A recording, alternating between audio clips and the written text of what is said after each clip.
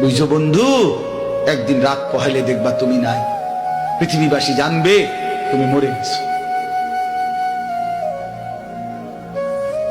পৃথিবীর তখন আলো ফুটবে, চাঁদও উঠবে, সিএনজিও চলবে, অটোও চলবে, দোকানপাট সবই চলবে।